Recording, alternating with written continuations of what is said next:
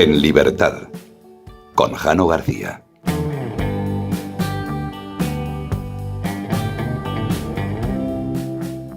Cuentan las crónicas del 31 de diciembre de 2019 que la Comisión Municipal de Salud y Sanidad de Wuhan informaba sobre un grupo de 27 casos de neumonía desconocida.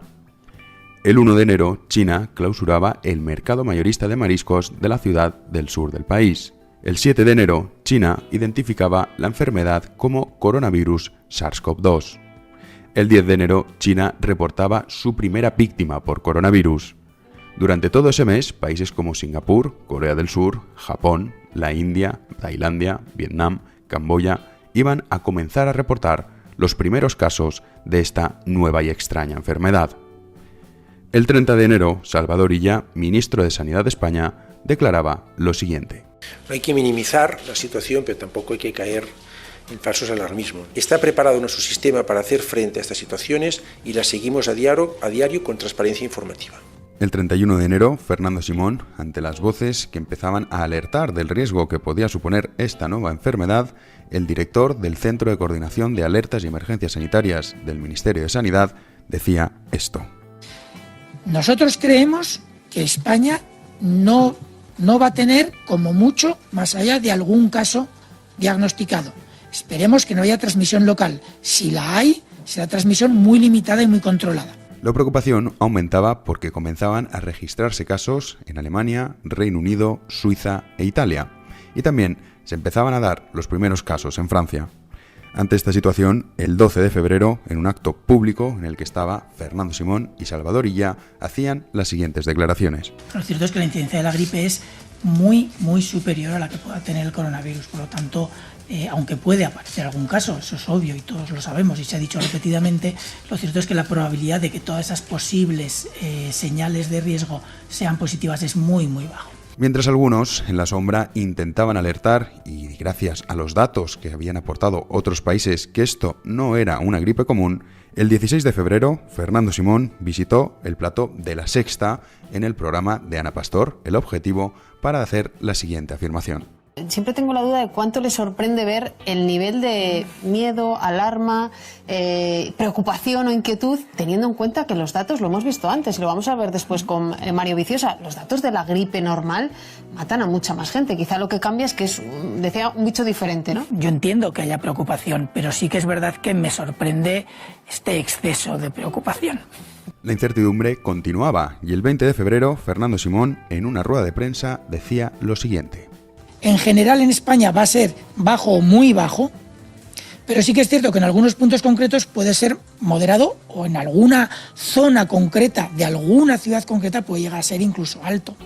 Pero lo cierto es que a nivel nacional, ya digo, lo hemos planteado como moderado para garantizar que mantenemos la tensión y la sensibilidad, pero en la mayoría de España va a ser bajo. Ante el temor por la falta de recursos para poder proteger a los sanitarios españoles, Salvador Illa comparecía en rueda de prensa y decía lo siguiente. No tenemos un problema de desabastecimiento de este ni de otros productos necesarios en los centros hospitalarios y en los centros médicos. No hay mascarillas para todo el mundo, pero es que no es necesario el uso de mascarilla. Hago un llamamiento a la ciudadanía para que no caigamos en alarmismos. De pronto, Italia se había convertido en el epicentro de la pandemia y eran muchas las voces que empezaban a alertar que antes o después España lleva a contar con el mismo problema que tenían, sobre todo en la zona de Lombardía. Ante ello, señor Sánchez, el 25 de febrero, presidente español, dijo lo siguiente. Yo creo que tenemos un sistema de sanidad público extraordinario, hay que contar siempre con el consejo y con el asesoramiento técnico científico. Tranquilidad, confianza en nuestro sistema de salud pública que es extraordinariamente sobresaliente para este tipo de crisis. Muchos ciudadanos que veían cómo esas imágenes que antes se daban a miles de kilómetros estaban prácticamente aquí al lado, sobre todo en la zona norte de Italia, comenzaban a comprar mascarillas, por lo que el 26 de febrero Fernando Simón declaró lo siguiente. No es necesario que la población utilice mascarillas. Con el transcurso de los días, sobre todo a finales de febrero y a principios de marzo, eran multitud los testimonios que desde Italia advertían que esto no tenía nada que ver con una gripe común. Y sobre todo, alertaban del riesgo que tenían los sanitarios que estaban trabajando en primera línea. Italia, además, decidía cerrar los colegios del norte del país, a lo que el señor Fernando Simón respondió lo siguiente el 4 de marzo. La opción de cerrar colegios ahora mismo no reduciría el riesgo de transmisión de forma significativa. Ese mismo día, la Comunidad de Madrid decidió cerrar los centros de día, a lo que Fernando Simón respondió de la siguiente forma. Los centros de día, cuando hablas de los centros de día, no se tienen que cerrar.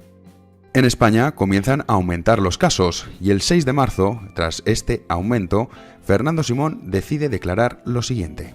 Tenemos a fecha de hoy identificados 441 casos, son 93 casos más que ayer. La valoración, aunque obviamente los casos siguen detectándose nuevos casos cada día, la valoración es que la situación no cambia, sino que de hecho en algunas zonas se mejora. El 7 de marzo, con motivo de la celebración feminista que tiene lugar todos los años el 8 de marzo, fue entrevistada la señora Carmen Calvo, que ante el riesgo que suponía ya para muchos ciudadanos acudir a la manifestación, declaraba lo siguiente. ¿Qué le diría usted a una mujer que está dudando en ir o no a la manifestación del 8 de marzo? Que le va la vida, que le va su vida. Transcurrían los días y el aumento de casos en España era ya una evidencia. Tanto es así que el gobierno no tuvo más remedio que declarar el estado de alarma el 13 de marzo. Y a partir de ahora entramos en una nueva fase, que es la de la activación del mecanismo constitucional del estado de alarma. Tras su aprobación, y pasados los meses, España se había convertido en el país que cuenta con más víctimas por millón de habitantes, en concreto 53.000 muertos. Tiene el personal sanitario más infectado de todo el mundo y su economía es la más golpeada de todos los países de la OCDE. Comenzamos.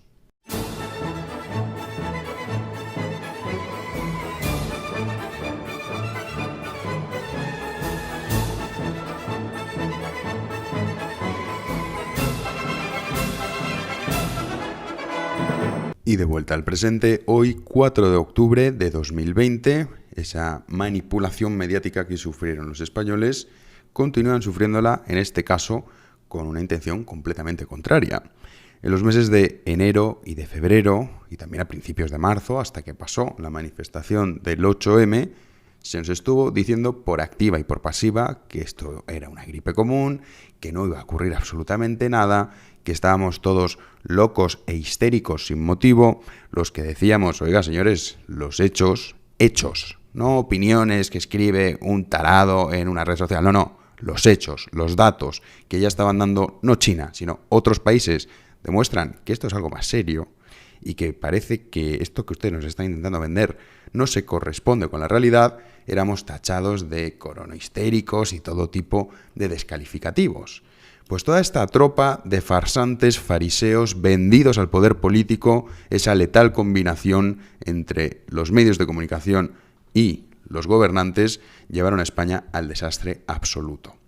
Ahora estamos asistiendo a una nueva manipulación, en este caso interesa, porque a ellos les interesa, vender que Madrid poco menos es una especie de situación terrible en la cual uno va paseando por las calles de la ciudad y tiene que ir apartando los cadáveres a patadas para poder abrirse paso.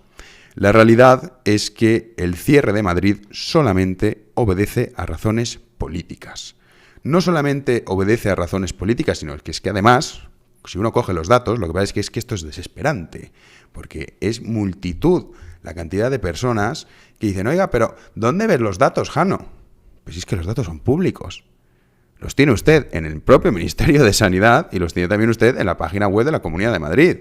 Ahí les dicen el número de pruebas que se están realizando, el número de personas que ha dado positivo, el número de personas hospitalizadas, el número de personas ingresadas en la UCI y el número de personas fallecidas. Todo esto nos lo va a explicar posteriormente en esa entrevista que tuve ocasión de hacerle al consejero de Sanidad, don Enrique Ruiz Escudero, el viernes, que le explica muchas cosas, sobre todo el tema de las UCIs, porque aquí nos dicen, no, estamos colapsados, esto es el desastre. No, no es cierto. Pero vayámonos a los datos. Los datos que lo que nos dicen los datos es que hoy la Comunidad de Madrid, y recalco hoy, está mejor que hace una semana y mucho mejor que hace 2 semanas. ¿Y por qué? Porque la incidencia acumulada, es decir, el número de casos detectados, y la Comunidad de Madrid hace muchos test, hace en torno a 126.000, 125.000 test semanales, que es mucho para una población de 6,5 millones, ha pasado de ser de 721 a 647 en los últimos 14 días. Esa es la incidencia acumulada. Es decir, ha descendido. Hace 3 semanas la Comunidad de Madrid rozaba los 800. Pero si nos vamos a la incidencia acumulada de los últimos 7 días, la Comunidad de Madrid ha pasado de 267 a 234. Y si nos vamos al número de hospitalizaciones, la semana pasada en la Comunidad de Madrid había 3.259 personas, ahora mismo hay 2.984. Las UCIs, es cierto, sigue incrementando el número de 453, hemos pasado a 505 esta semana, que es una cifra muy similar a la semana anterior, pero que es una cifra mejor que la que tuvimos hace 2 semanas. Los datos lo que nos dejan muy claro es que no hay motivo para cerrar Madrid. Ningún motivo. No solo eso, sino que es que además lo que nos están diciendo los datos es que si el gobierno hubiese actuado hace 3 semanas, pues bueno, podría haber sido muy discutible, porque luego aquí también estamos olvidando una cosa, y es el impacto económico que tiene esto, que mucha gente dice que es que tienes que elegir o salud o economía. No, usted no se entera de nada. No puedes hacer esa distinción. La salud y la economía van de la mano. Es imposible que tú tengas un buen sistema sanitario si no tienes un sistema económico fuerte. Pero imposible. No existe eso. Y lo que está ocurriendo en la Comunidad de Madrid es un golpe político apoyado por esa basura que yo ya me niego a llamar Ciudadanos, que es esa gestoría de arrimados a la nómina pública dirigida por Inés Arrimadas, que claro, tiene que pagarse el tren de vida que lleva en Madrid, se fue de Barcelona huyendo como una rata porque no quería criar ahí a su hijo, que claro, no es que aquí el ambiente está muy hostil, dejó como tirados como perros a los barceloneses y se ha venido aquí a Madrid con su marido independentista, que ahora ya creo que se ha apuntado a la Fundación Francisco Franco. Esta es la ideología y los valores que tiene esta gentuza. Y el señor Aguado, que es la persona más miserable y más desleal que puede conocer a alguien en política, y miren qué es decir, no va a tardar ni un segundo en traicionar a Isabel Díaz Ayuso. Porque lo que se está haciendo en Madrid es, primero, mentir durante semanas. Esto es una operación que tiene su tiempo. Llevamos semanas escuchando, yo no veo la televisión, pero me llega lo que ocurre en televisión, sobre todo mucha gente que me pregunta asustada, oye, Jano, ¿qué está pasando en los hospitales de Madrid? ¿Está el 100% de las UCIs colapsadas? No, no es cierto. Lo que nos están vendiendo es mentira. Pero bueno, van intentando trasladar ese mensaje, que muchos lo compran y que otros, que esto también hay que señalarlo, muchos juegan a la equidistancia. A no señalarse porque, claro, a ver si me van a decir que soy de derechas o que soy facha. Cobardes. Cobardes y además necios. Porque si se creen que con la equidistancia ellos no van a salir golpeados negativamente, es que son tontos. Y hay otros que sí, que por estupidez creen que no, que si hacen el jueguecito este de no meterse, pues entonces no les va a pasar nada. Pero es que hay otros que saben perfectamente que sí que antes o después van a verse arrastrados por esta situación terrible que están generando, no solo a nivel económico, sino también a nivel psicológico en este país. Y esos son los peores, porque a pesar de saberlo, callan porque son unos cobardes. Cobardes o cortoplacistas, que no quieren significarse, no vaya a ser que me tachen de no sé qué. Esta banda de mentirosos y de fariseos que tienen tras sus espaldas 53.000 muertos. No solo 53.000 muertos, sino que tiene el personal sanitario más infectado del mundo, sino que también cuenta con el personal sanitario que más ha muerto en esta pandemia. No solo eso, sino que es que además tiene la economía más golpeada de todos los países de la OCDE. No solo eso, sino es que además España es el país que lidera la tasa de desempleo de toda Europa. Hemos superado a Grecia, señores. Y salía Escribá diciendo que los datos de septiembre son magníficos. Y salía Simancas, que es otro cretino. Una cosa, un fracaso reconvertido en un ser grotesco que lo único que hace es mentir, diciendo que son datos históricos y que esto es fascinante cómo va la economía española. Lo mismo que nos decían cuando la crisis del coronavirus, no se preocupe, no, hombre, si aquí no hace falta mascarillas, si esto es una gripe, no pasa nada. Pues lo mismo nos están vendiendo con la economía. Dentro de unos meses, primer trimestre de 2021, cuando estén ustedes en las colas del paro, toda esta gente que celebra y que jalea que se cierre Madrid, veremos dónde están. Yo creo que hay gente que no es consciente del daño que están haciendo, sobre todo los medios de comunicación. Sé que hay gente que sí, Ferreras, Pastor, toda esa banda, evidentemente mafiosa, que lo que se dedica a ser la propaganda del gobierno, saben lo que están haciendo. Pero hay mucho tonto que no se da cuenta y que se deja arrastrar por este jueguecito y no saben la que están liando en el país. Están hundiendo España a unos niveles que mucha gente no es consciente. El otro día se prorrogaban los ERTEs y todo el mundo aplaudiendo. Claro, hombre, sí, muy bien. Pero vamos a ver, usted lo que está haciendo es poner un parche. ¿Qué quiere? ¿Que la tasa de paro no se dispare en octubre, sino que se dispare el primer trimestre de 2021? Pues bien, haga lo que usted considere oportuno. Gastaremos dinero para nada. Porque antes o después, multitud de personas que están en ERTE van a ser despedidas. Y con estas medidas que están tomando, caóticas, y que además no obedecen a ningún criterio, porque ¿qué criterio hay? ¿Por qué se establece que Madrid ahora se tiene que cerrar y no hace 3 semanas que estaba peor? Qué casualidad que justo cuando empiezan a bajar el número de casos, empieza a doblegarse esa curva de esa segunda ola, ahora justo hay que intervenir Madrid. ¿Y esto por qué no lo denuncia nadie? Porque no hay ni un solo medio de comunicación libre en este país. Ni uno. Que ese es el gran problema que tenemos en España. La comunicación, la información que no reciben los ciudadanos y que tragan. Y que hay gente que se cree que es estupendo cerrar Madrid. Y que claro, menos mal. Y son tan tontos que no saben que con esta orden ministerial, que esperemos que el juez la tumbe, si en España existe una justicia independiente, ya sabemos que no, porque esto, al que le toque decidir, ya les digo yo que la presión que va a tener es brutal.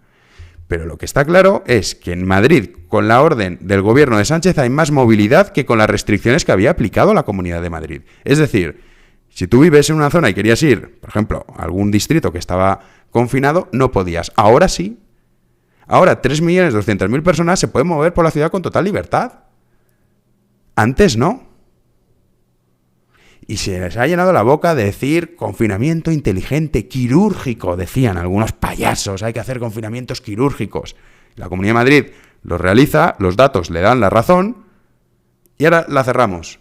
No vaya a ser que se demuestre que la gestión, a pesar de que ha sido pésima, porque llegar a estas cifras son desorbitadas. Ahora vamos a comentarlas, las cifras de la Comunidad de Madrid, que no son buenas, Que vaya descendiendo el número de casos es positivo. Hombre, evidentemente, pero significa que la situación en Madrid sea estupenda porque eso es falso.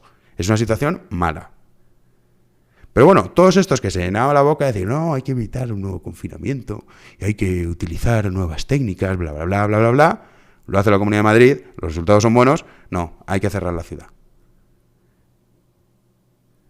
Y como tenemos un partido que de verdad es que tiene que desaparecer, o sea, es igual de peligroso y de cancerígeno para la política y la sociedad española Bildu que Ciudadanos, tal cual se lo estoy diciendo. Es la muleta de una banda de sanguijuelas del contribuyente que con tal de seguir cobrando la nómina pública son capaces de lo que sea. Y eso es lo peor que hay.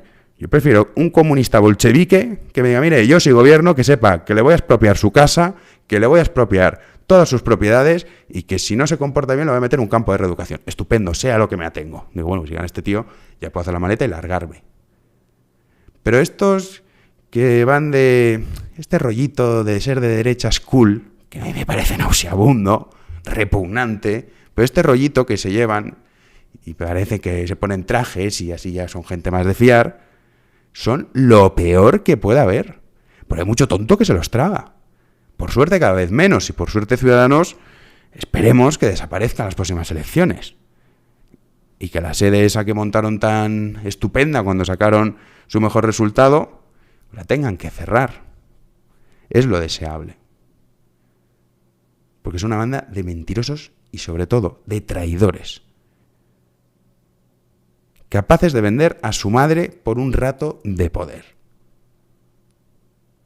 Y la señora Isabel Díaz Ayuso, que también es que hay que ser torpe. No, vamos a decir que no. Porque vamos a ver, tú sabes que a ti no te va a pasar ni una. Sabes que Madrid es la joya de la corona. Porque sí, gobernar Extremadura está muy bien. Gobernar la Comunidad Valenciana también, y La Rioja, lo que tú quieras. Pero Madrid es Madrid. Madrid es el motor económico de España. Y aquí hay mucha gente que tampoco se entera. Que dice, bueno, en Madrid... No, si es que si a Madrid le va mal, a ti te va a ir fatal. Pero la gente no comprende esto. Y esto no es ser centralista ni historias, es que es la realidad, son los hechos, son los datos. El motor económico es Madrid. Y reventar económicamente Madrid y generar este caos absoluto supone la pérdida de miles de millones de euros que se ve traducido en millones de personas que se van a ir al paro. No en Madrid, en toda España. Porque, insisto, si a Madrid le va mal, a toda España le va fatal. Y esto no se dan cuenta mucha gente. Y la campaña es constante. Y los datos, repito, la Comunidad de Madrid son hoy mejores que los de la semana anterior y son mejores que los de hace 2 semanas. Que la incidencia acumulada esté en 647 no es que digas un dato estupendo. De hecho, hay países que la tienen fijada en 50, que es como debería ser. Igual que el número de personas que da positivo una PCR. Tendría que estar rondando el 3%, que es lo que está ocurriendo en Italia. En Madrid está en el 18%. Es una auténtica barbaridad. Oye, ¿ha bajado? Sí, bueno, ha bajado, pero no son datos buenos. Lo de España no tiene perdón que este gobierno juegue de esta forma, porque esto son vidas. Esto luego se ve traducido en vidas.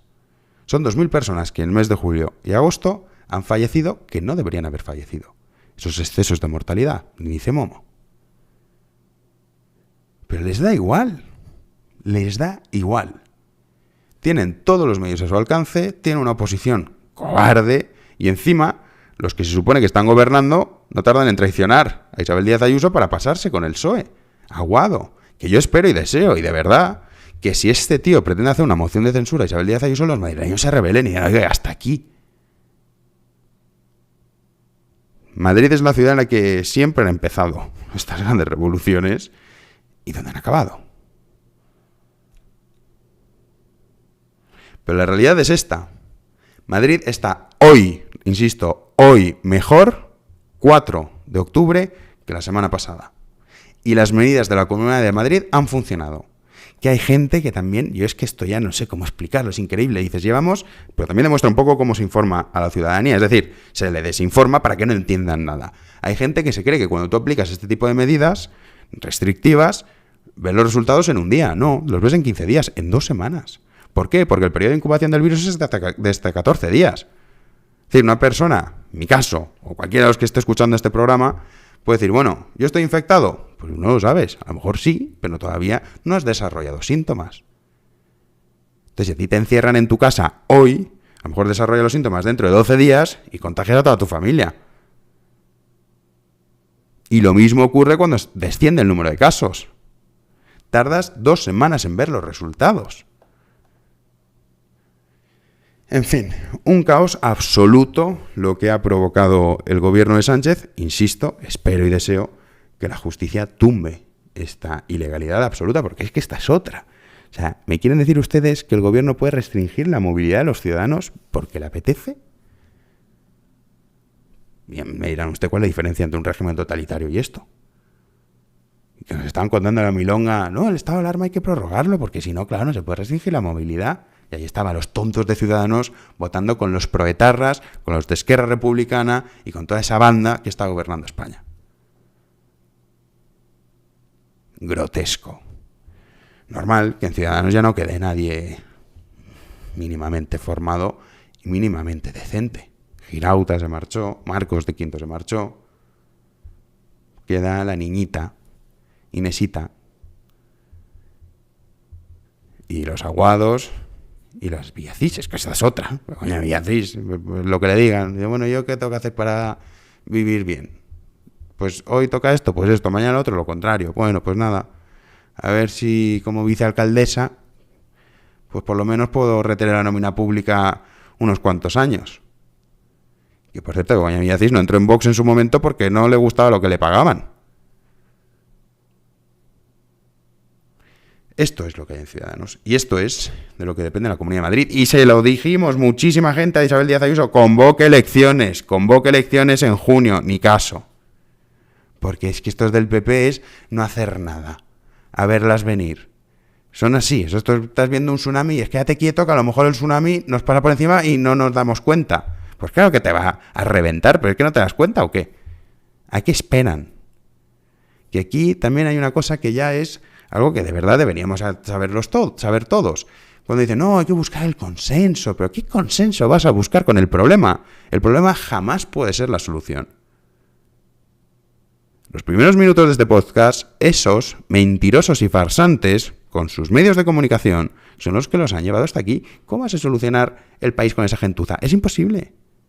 El día que el Partido Socialista Obrero Español sea un partido normal, sensato, por mucho que esté, pues sí, oiga, ¿podrá querer que suban más los impuestos? Pues fenomenal, eso es debatible. Pues las cuestiones de fondo, estar de acuerdo, con unos mínimos, pero si es que no están de acuerdo en eso. Quieren dinamitar la nación española. Y aquí hay mucho tonto que no se da cuenta. Y hay otros que son los peores, que lo saben y callan por cobardes. O por pasta, que les interesa, a lo mejor han encontrado su nicho, su negocio, y no vamos a decir nada, no nos vayan a tachar de X. Y así, clean, todos los meses. Muy bien, los vas a cobrar, cortoplacista, pero a medio plazo, tú también te vas a ver arrastrado por esta banda. Hay que despertar de una maldita vez y reconocer cuál es la situación que hay en España. Y los datos de la Comunidad de Madrid son mejores que los de hace 2 semanas. Y por supuesto mejores que los de hace 1 semana. Y las UCIs, que mucha gente dice, ya, pero las UCIs siguen aumentando. Claro que siguen aumentando, porque es que como no se ha explicado nada de la población española, la persona que entra en la UCI no se va en 2 días. Incluso si fallece, tarda también en fallecer. Es decir, el paciente UCI es el paciente, digamos que una vez entra en la UCI, ves reducido el número de UCIs, tardas más. No es como las hospitalizaciones o como el número de infectados, no es así. Tarda en verse reflejado. Los datos que vemos del número de descenso de hospitalizaciones y de casos en las UCIs los veremos dentro de 10 días. Veremos a ver qué pasa con esto que ha hecho el gobierno, que no es poca broma. Aumentar la movilidad en Madrid de esta forma, veremos a ver qué pasa. Y además que es un cachondeo, es, no, usted hagan vida, eso sí, el comercio, que esto es otra estupidez. Dicen, no, los comercios, los restaurantes, a las 11 me cierras, Que claro, como si el virus, nos ha salido trasnochador el virus, y a las 11 avisa, va llamando a los restaurantes, a los comercios, diciendo, oiga, que voy, que a las 11 es mi hora. Pero ¿esto obedece a qué? Esto de llevar mascarillas por la calle como idiotas por todos los sitios, ¿por qué? ¿Por qué no se aplica una ley que, por ejemplo, digan, oiga, filtros EPA en todos los comercios cerrados y en todos los restaurantes? Sí, ya sabemos que no es la panacea, pero ayudan. ¿Por qué no? ¿Por qué no se dice, oiga, vamos a intentar que en el exterior aumentar todavía más las licencias y si hay que ir incómodos por la calle una temporada andando, pues oiga, no pasa nada. Será mejor eso que no colapsar los hospitales, ¿no? Pues no. A nadie se le ocurre este tipo de cosas. En fin, sin más dilación, vamos a ir con la entrevista de don Enrique Ruiz Escudero, en la que le preguntamos pues muchas dudas que ustedes también habían trasladado en los últimos días, el tema de las PCRs, el tema de las UCI, si de verdad están al 100% o no están al 100%, qué pasa con la cuestión de los test de antígenos, que desde luego es un buen avance, en definitiva, qué está pasando en España y sobre todo los casos importados, porque ustedes no escucharán hablar de casos importados. Porque claro, esto como es responsabilidad del gobierno, es competencia del gobierno de Sánchez poner controles en los aeropuertos, aquí no hay casos importados en España. Algún tonto que dice, no, sí, dijo Sánchez que hay el 0,2% de casos son importados. Claro, esos son los que has detectado, que como nos contará ahora el señor consejero, es gente que directamente han bajado del avión y lo han tenido que llevar a un hospital. Esos son los casos detectados. Pero si en otros países tienen cifras que son de miles y que muchas veces representan hasta el 40%, y los países asiáticos, que esto me cansaré de decirlo, que controlan muchísimo mejor, que esto es así, en fin, es un desastre para Occidente. Asia es lo que hay, señores. Controlan muchísimo mejor todo esto, hasta el 80-90% de los casos son importados. Y aquí te dicen que es el 0,2 y hay tontos que se lo creen y dicen, mira, pues entonces el problema no es barajas. Y hay otros que son todavía más tontos que dicen, hombre, no, pero si ahora ya que somos el epicentro, ¿para qué lo vas a controlar si el problema es que salga la gente de Madrid? Y dices, pero es que esta gente de verdad, ¿de dónde sale? ¿De dónde sale? Víctimas de la desinformación por parte de los miserables vendidos, que por supuesto a cambio de pasta venden un mensaje falso, y de los cobardes que para que no les tachen se quedan calladitos. Vamos con la entrevista al señor don Enrique Ruiz Escudero. La entrevista. Pues muy buenas tardes a todos. Hoy estamos con el consejero de Sanidad, don Enrique Ruiz Escudero. ¿Qué tal, don Enrique? Muy bien, muchas gracias. Pues la primera pregunta yo creo que es la que todos nos estamos haciendo, y es ¿qué ha ocurrido con el Ministerio de Sanidad? Porque hace una semana aplaudía las medidas que había adoptado la Comunidad de Madrid y de pronto, en apenas 24 o 48 horas, ha cambiado de criterio y ha decidido cerrar por completo la ciudad. Sí, la verdad es que la actitud del Ministerio de Sanidad ha sido absolutamente sorprendente, ¿no? Hemos pasado de crear un grupo de COVID, donde después de la reunión de la presidenta de la Comunidad de Madrid, Isabel Díaz Ayuso, con el presidente del Gobierno, se marcaron una serie de pautas, de reuniones para ir avanzando y para actuar de manera coordinada, algo que habíamos echado mucho en falta por parte del Gobierno de España. Y bueno, de pasar una reunión un martes de los equipos técnicos del viceconsejero de Salud Pública, Antonio Zapatero, con la secretaria de Estado, de felicitarnos por las medidas que habían entrado, que fueron el viernes que entraron esas medidas de restricción en las zonas básicas de salud con alta transmisibilidad, de una felicitación expresa, además que así lo transmitieron a todos los equipos. En 48 horas pasamos prácticamente sin ninguna causa justificada a pedir el cierre de Madrid, lo cual a nosotros nos sorprendió muchísimo, y sobre todo pues pedimos poder defender un poco que esa decisión, pues que las medidas que la comunidad había tomado y que llevaba actuando desde hace mucho tiempo podían servir para no tener que tomar este tipo de decisiones. Nosotros lo que hemos vivido es que hemos estado 7 meses en el olvido y hemos pasado en 48 horas a la imposición, ¿no? Algo absolutamente sorprendente. Y bueno, y vamos a seguir en esa línea de defensa, porque creemos que hemos tenido, con esa fortaleza de los datos, hemos sabido cómo se ha comportado el coronavirus en esta región, y hay que seguir actuando, y de hecho no hemos dejado de hacerlo durante este tiempo. Y porque es cierto que, por ejemplo, los contagios y también las hospitalizaciones por cuarto día consecutivo han descendido en la Comunidad de Madrid. Sí que es verdad que las UCI siguen aumentando. Sí. Entonces mucha gente se pregunta y dice, bueno, cuando dan los datos de la Comunidad de Madrid, ¿estos datos son personas que están en UCI por coronavirus o incluye a todas las patologías? No, son los pacientes que digamos que están dentro de las unidades de cuidados intensivos con coronavirus. O sea, nosotros el informe que hacemos a diario, damos el número de contagiados, el número de pacientes hospitalizados en planta y el número de pacientes hospitalizados en las unidades de cuidados intensivos. El dato que damos es de COVID positivo. Es exclusivamente de personas con coronavirus. Entonces, digamos, ahora mismo esa capacidad que tiene la Comunidad de Madrid de UCIs, ¿de qué número estamos hablando? O sea, ¿cuál es la capacidad que tiene la Comunidad de Madrid para decir, ahora estamos en torno al 52% de capacidad con las UCIs solo por coronavirus, pero también tenemos que sumarle otro tipo de patologías, y hasta qué nivel puede llegar la Comunidad de Madrid? Claro, el dato que se ha utilizado como indicador, que es un dato ciertamente... Yo he escuchado, perdón que le interrumpe, 925, 1500, 1700, es que he escuchado muchísimos números. Yo le voy a dar los datos. O sea, lo que tenemos en la actualidad hoy son 505 camas de COVID positivo, luego tenemos unas 350 de pacientes no COVID, y tenemos instaladas, creo que son 1.100 camas de cuidados instaladas, funcionantes y COVID. Pero aún así nosotros tenemos, para situaciones, si la pandemia sigue creciendo, si sigue creciendo el número de casos, nuestra capacidad dentro de los planes de elasticidad de los hospitales puede llegar a tener hasta 1.500 camas de cuidados intensivos. Además, cuando se mide el indicador es camas de UCI en término genérico, no dice camas de UCI destinados a pacientes COVID.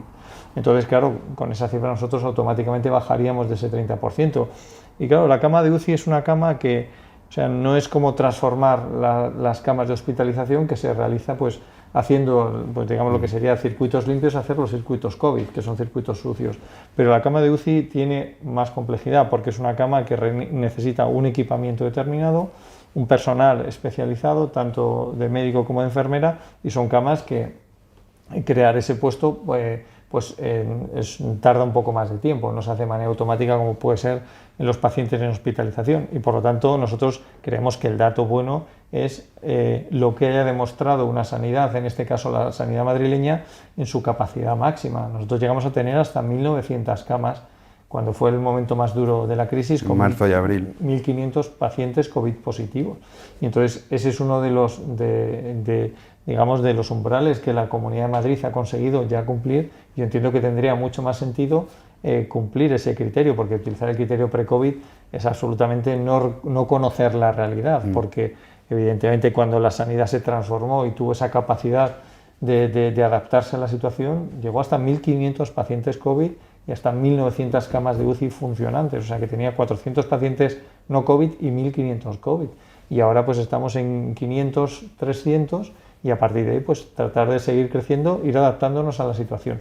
Y además es verdad que, digamos, la pandemia cuando tú empiezas a controlarlo tienes 3 tiempos, ¿no?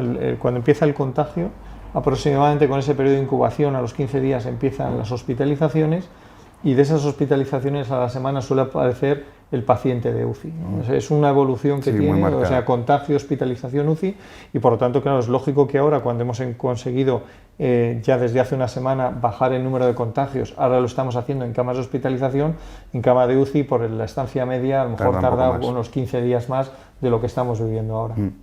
Porque yo una pregunta, ¿por qué, por ejemplo, la Comunidad de Madrid, si estas restricciones, en base a qué que ha establecido Sanidad, si cogemos ese criterio que usted está diciendo, usted dice, nosotros tenemos en la Comunidad de Madrid disponibles 1.900 camas, que es lo que tuvimos en marzo-abril. Automáticamente ya la Comunidad de Madrid no cumpliría esos criterios. Sí. O sea, me refiero a que aquí podríamos jugar a ser trileros. Exacto. Y decir, pues vamos a decir que tenemos 1.900 y ya no cumplimos ese criterio y la Comunidad de Madrid no tendría ninguna restricción. ¿Esa sería así? Exacto.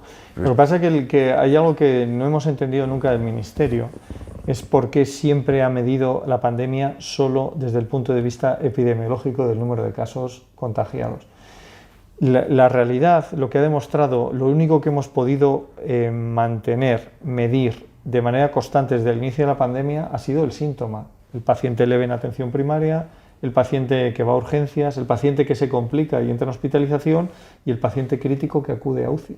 Y eso es lo único que sí que nos ha dado una certeza de cómo se ha comportado la pandemia durante todo este tiempo. Por eso, o sea, resulta sorprendente que solo utilice el nivel de contagio. Claro, el nivel de contagio es una información, es buena, pero va muy asociada a la capacidad diagnóstica. Por lo que hay que ver, habría que utilizar parámetros que midan número de contagiados con número de hospitalizados, con número de UCI y también con pacientes fallecidos. Sería un criterio mucho más lógico, pero no en términos absolutos número de contagiados, porque eso, el número de contagios va asociado a tu capacidad asistencial para dar respuesta a la pandemia.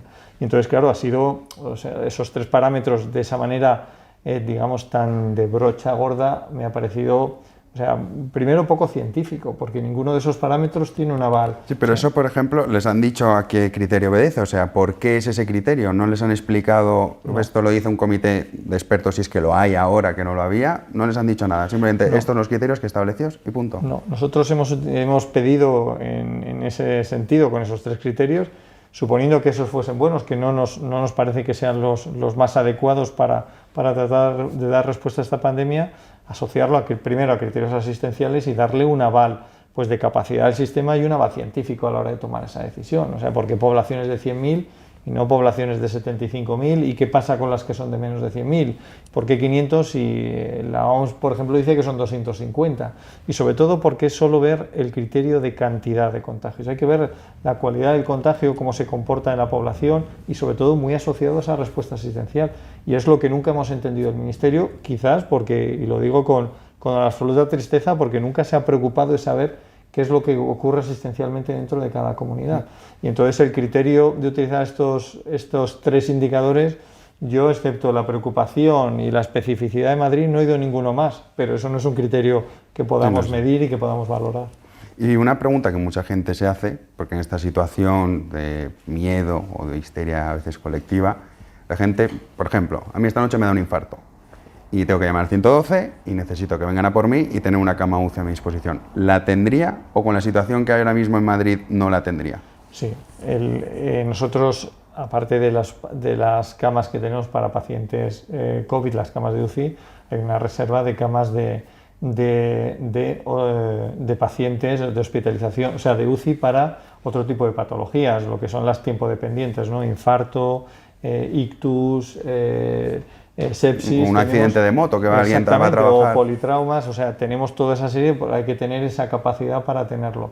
Es verdad que cuando vas creciendo en camas COVID, por eso están los planes de elasticidad, tienes que empezar a desprogramar algún tipo de camas de pacientes quirúrgicos que requieran una posibilidad de cama de UCI. O sea, que es es un sistema, cuando el sistema es elástico, que uno tiene que marcar las prioridades, ¿no? Y si estamos en fase de pandemia, pues el paciente COVID es el que es de una única patología, pero que cubre muchas camas de UCI y ahora está por encima del paciente no COVID.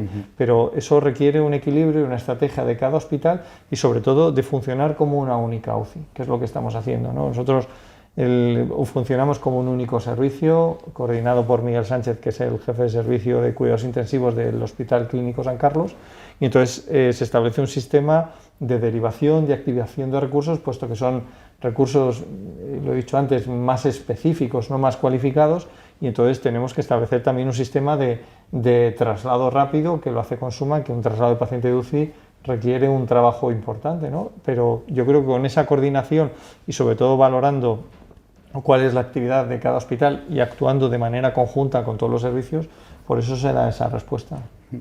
Y respecto a esta nueva medida que ha impuesto el gobierno de Pedro Sánchez, ahora mismo en Madrid capital hay más movilidad que con las medidas que había adoptado la Comunidad de Madrid. Es decir, antes si te tocaba un distrito que estaba confinado entre comillas, tú no podías salir. Ahora ya sí que vas a poder moverte por todo Madrid. Y no solo eso, sino que una persona de Bucarest puede coger un avión y venirse esta noche a Madrid.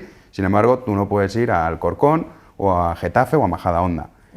Pero ¿esto cómo se explica? Es que no lo puedo comprender.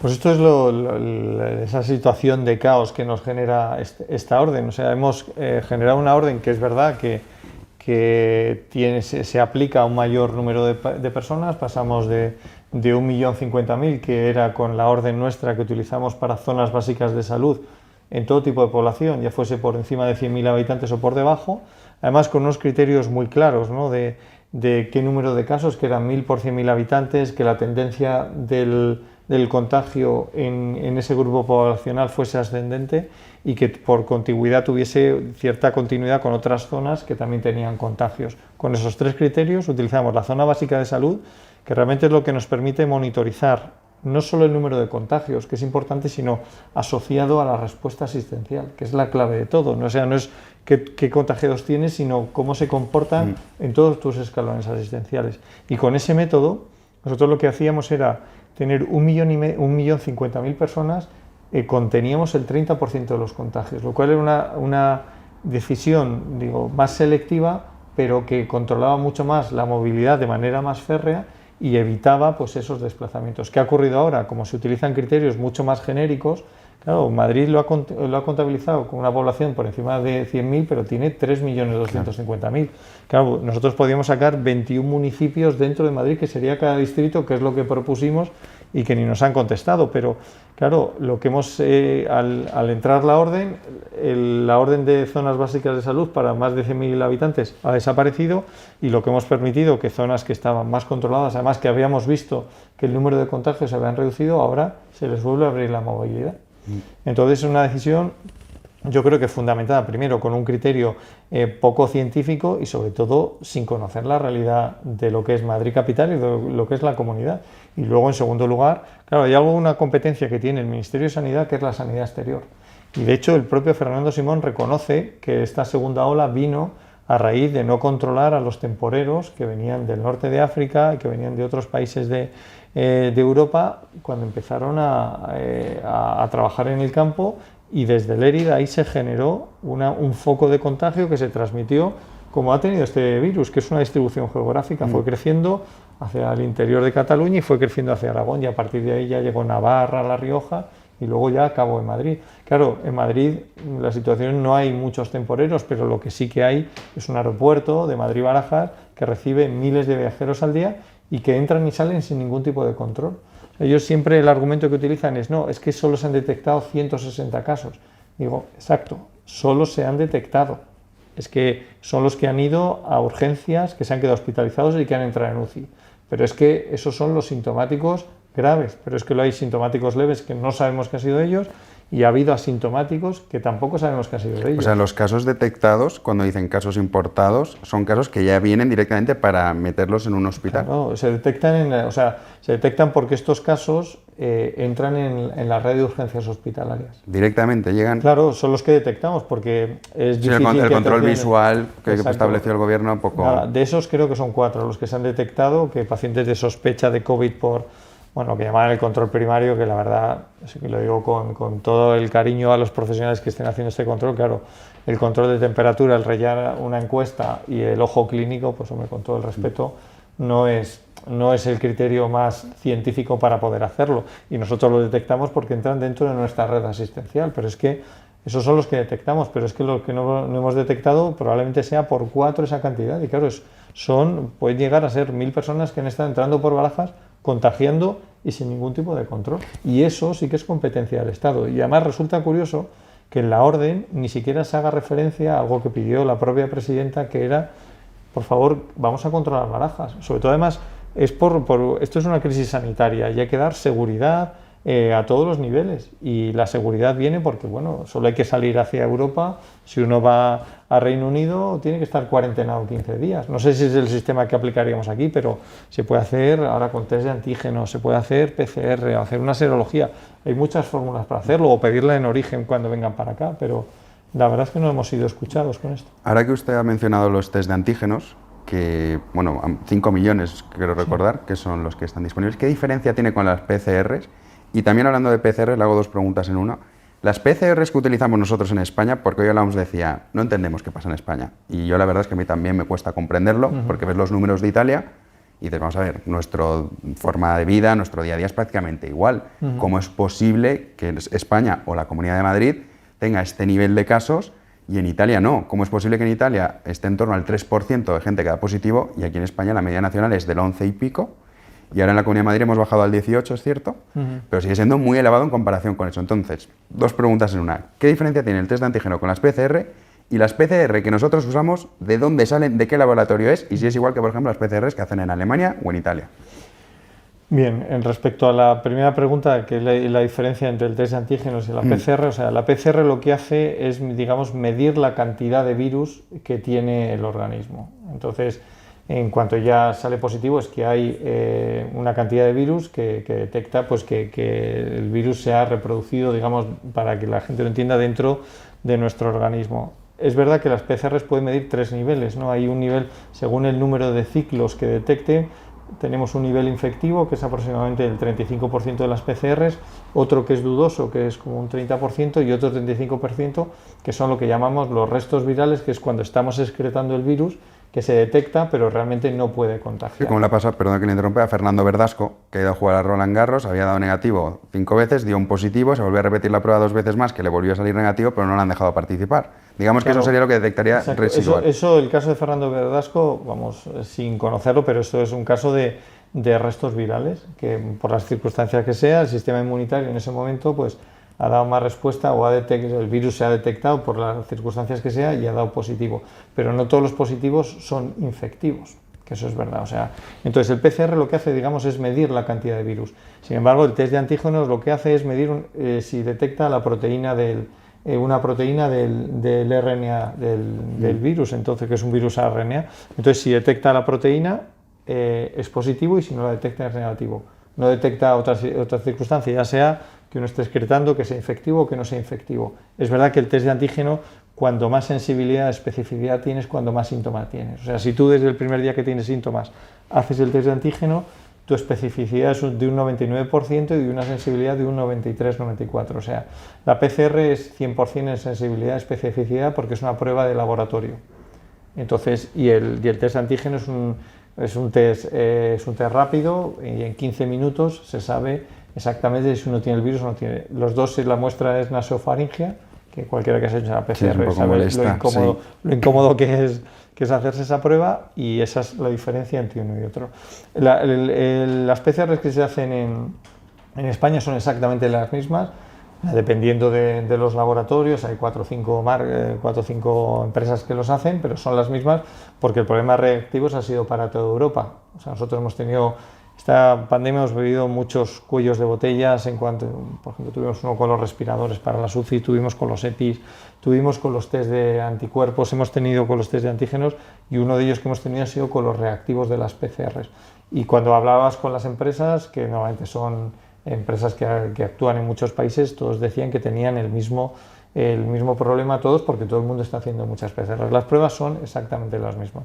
Yo hablo del caso de Madrid. En Madrid El dato de la última semana, hemos hecho 161.000 PCRs en toda la semana, que son casi pues unas 22.000 PCRs cada día. O sea, que es una cifra muy alta. O sea, son PCRs que se hacen en hospitales y en atención primaria, y eso lo que te permite es conocer muy bien cómo es la situación. Ahora estamos con la estrategia del test de antígeno, que se está utilizando en las urgencias de los hospitales, en atención primaria, y también se está utilizando en los test masivos.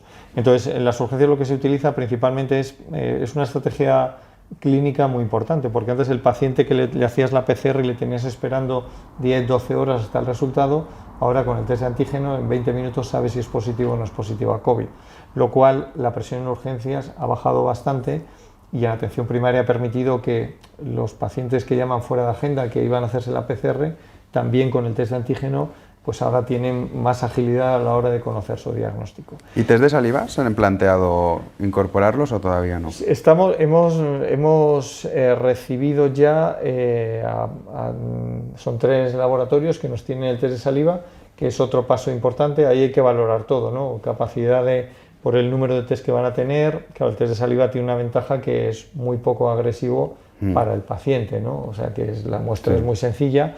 También es verdad que el coste es elevado, ¿no? Entonces hay que ver, modular de qué manera. A lo mejor hay que tener los test de saliva pues para grupos de pacientes o de personas muy determinadas. A lo mejor en niños pequeños, que es más complejo hacer la prueba, la toma nasofaringea. O sea, tenemos que valorar, porque ahora, claro, todas las empresas de diagnóstico han orientado su capacidad muchos hacia COVID, y entonces van saliendo nuevas fórmulas para poder hacerlo.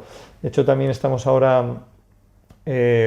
probando, que no, a ver si recuerdo, no sé qué, creo que es con Hologic, lo que llaman el multiplex, que en una muestra nasofaringea tú puedas determinar si el paciente puede hacer a la vez gripe y coronavirus, lo cual eso estratégicamente y desde el punto de vista diagnóstico es importantísimo, porque eso es uno de los puntos complicados cuando llegue el frío, ¿no? Que es que con la misma clínica tú no puedes saber si es, primero, bueno, los de gripe, los que estén vacunados, probablemente no lo sean, o si es de coronavirus, y desde luego la estrategia clínica no es la misma si tiene un diagnóstico o tiene otro. Entonces, por eso es importante hacer la selección cuanto antes, y si se puede hacer los 2 test a la vez, pues va a ser mucho mejor. Y ahora que he comentado el tema de la gripe, ¿tiene la Comunidad de Madrid algún plan específico? Porque es cierto que, bueno, en Australia, por ejemplo, y en Chile, sí que es verdad que la temporada de gripe no ha habido, de momento, vamos a decir de momento, no han tenido esa temporada de gripe estacional que sí que habían tenido otros años. Pero bueno, viendo que nos pasa todo a nosotros, ¿nosotros tenemos algún plan previsto para eso? Porque claro, mucha gente olvida que la gripe al año mata según el año, pero el año pasado eran 7.000 personas, que también se colapsan los hospitales, que también se colapsan las UCIs.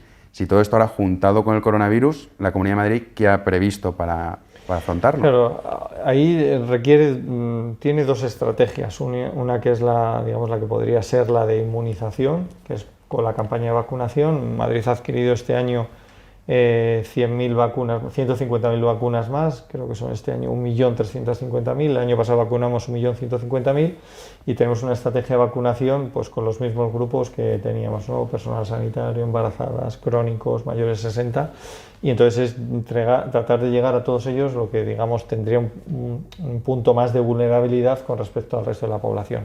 Claro, el tener una inmunización en 1.350.000 o 300.000, si no se llega a la totalidad, es ya, sobre todo además, los que más se complican, es un factor importante.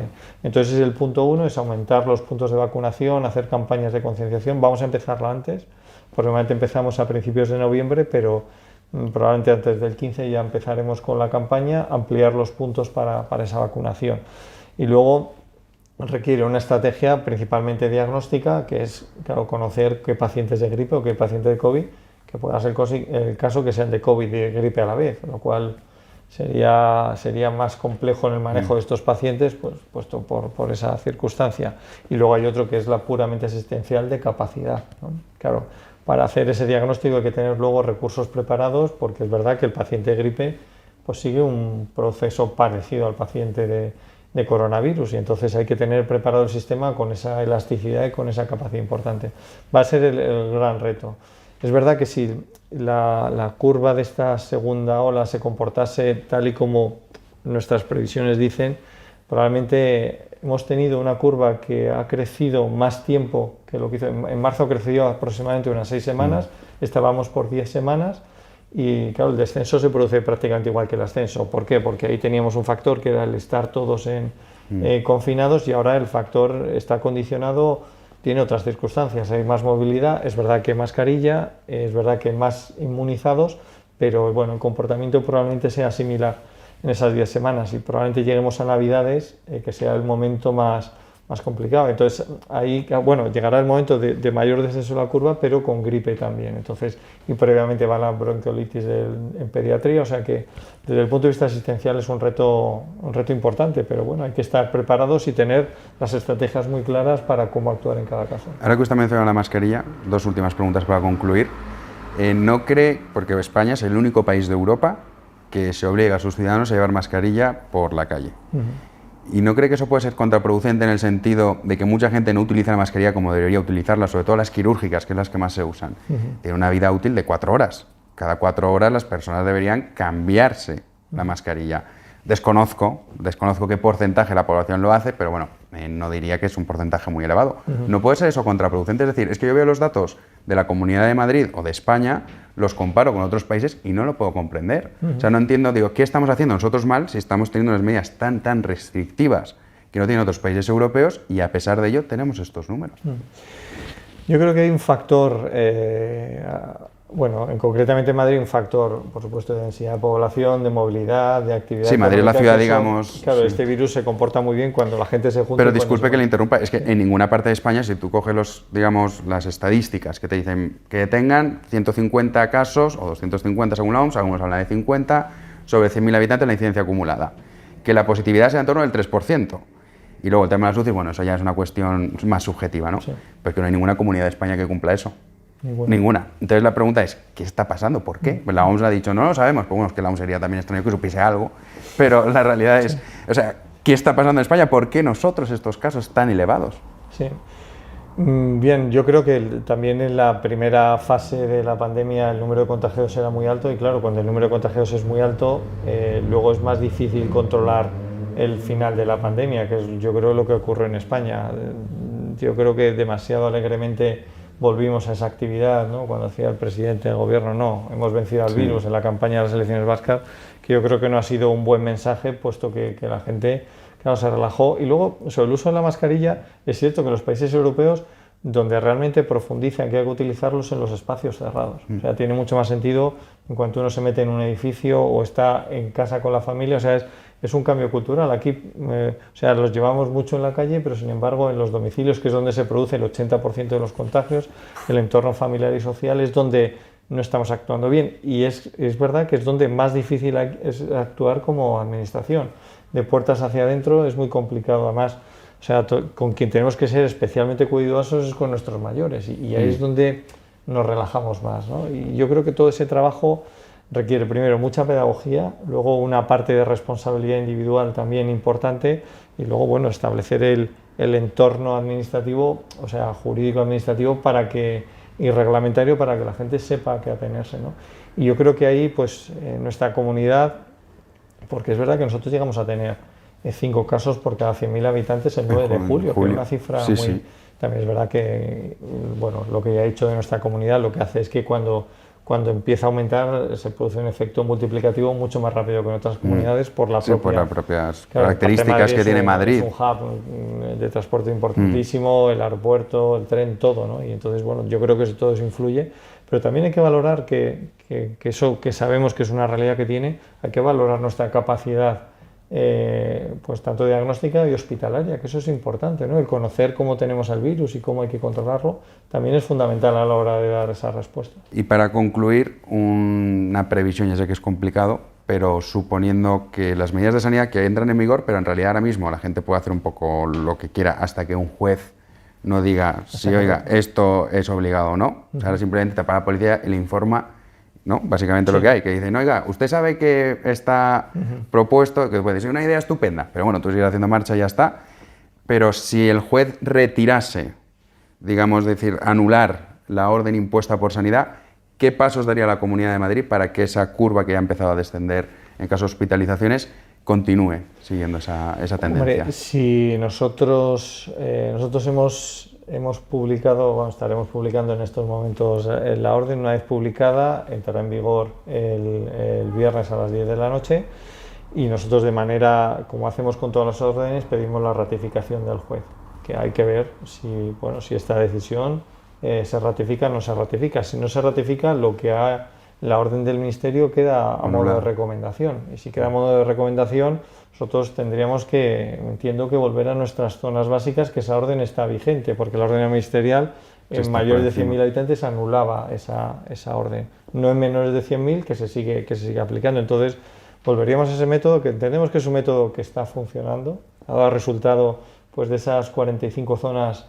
29 ya han bajado de manera clara ese índice acumulado a 14 días, y hay otras que están en una zona de estabilidad. Es verdad que hay pocas que han subido, pero algunas han subido, pero entendíamos que es un método que va teniendo éxito, y sobre todo que se nota en el impacto de manera importante sobre el índice acumulado en la Comunidad de Madrid. Nosotros tuvimos un pico máximo que fueron 813 y a día de hoy estamos en 607.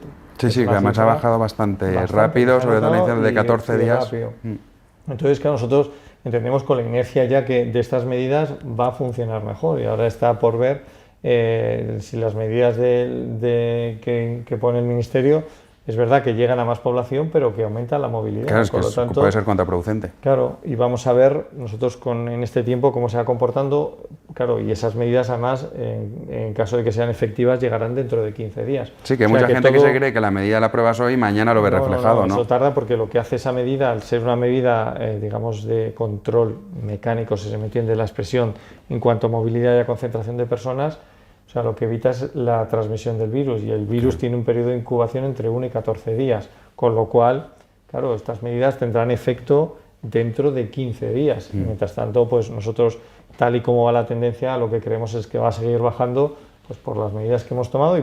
O sea, es que yo creo que es bueno que la gente le quede claro que la Comunidad de Madrid no ha dejado de actuar en ningún momento. O sea, fuimos los últimos que fuimos sacando la orden con respecto, y además una orden que era bastante restrictiva en cuanto a la vuelta a la actividad habitual, y luego fuimos tomando decisiones conforme iba creciendo el número de casos, como se hace en todos los países del mundo.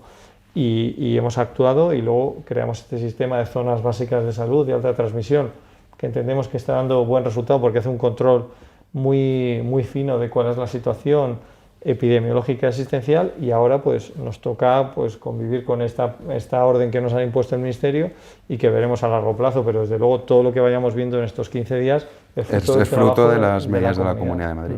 ¿Usted cree que la tumbarán? ¿Qué presiente? Bueno, hay una parte que, claro, estas medidas es muy restrictiva en cuanto a la movilidad. Claro, es que aquí nos están contando, claro, necesitamos prorrogar el estado de alarma casi sine die, porque si no, no había forma de hacer esto, y ahora de repente una orden ministerial. Y pero bueno, claro, y además con una orden ministerial, que hay que ver el peso jurídico-administrativo que tiene, en primer lugar, y luego, en segundo lugar, nosotros pedimos siempre la ratificación de estas órdenes. Ya con la última que hicimos de las zonas básicas de salud, hubo un voto particular que más o menos venía a decir que es un poco utilizar competencias de lo que sería un estado de alarma, y eso, claro, la justicia ahí tiene que pronunciarse. Si no saliese adelante esa orden, pues claro, lógicamente, si se queda en rango de recomendación, nosotros actuaríamos con nuestra orden para continuar con ese control y hacer ese confinamiento perimetral. Sí, confinamiento inteligente, que es el que hace el resto de... Exacto, que no está funcionando. Además, de hecho, desde el Ministerio se hablaba de ese control quirúrgico. Además, recuerdo que utilizó esa expresión tanto Fernando Simón como el ministro, pero quirúrgico, pero cuando andan para Madrid ya no es quirúrgico, ya es de brocha gorda, pero bueno. Bueno, pues esperemos que la tumben y que la Comunidad de Madrid pueda recuperar las competencias. Ha sido un placer. Muchísimas gracias, Enrique. Muchas gracias a vosotros. Pues esta fue la entrevista al consejero de Sanidad de la Comunidad de Madrid. Estas son las dudas que nos pudo resolver y saber un poco más de primera mano qué es lo que está pasando y cuál es la realidad, que en muchas ocasiones se vende completamente distinta por intereses políticos. Lo que hay en Madrid es una guerra política con el único objetivo de conquistar la joya de la corona, que es lo que les falta, Madrid. Y desgraciadamente se están utilizando datos falsos para reventar económicamente la ciudad y destrozar psicológicamente a una población que ya veremos cómo conseguimos recuperarla. Mañana tendrán ustedes noticias a las 9 de la mañana sobre un nuevo proyecto que ya les estuve hablando, que en fin, tenía muchísimo tiempo invertido en él y que por fin va a ver la luz, así que ya lo saben, estén atentos a sus redes sociales a través de Instagram, Twitter y Facebook, porque anunciaremos algo que con muchísima ilusión y con muchísimas ganas vamos a intentar un grupo de personas que no tememos absolutamente nada el qué dirán y que por supuesto queremos dar la batalla por esta gran nación que es España. Muchísimas gracias por estar ahí, nos vemos en una próxima entrega. Hasta luego. Si te ha gustado el vídeo de Jano, suscríbete a su canal para no perderte nuevas entregas. Gracias.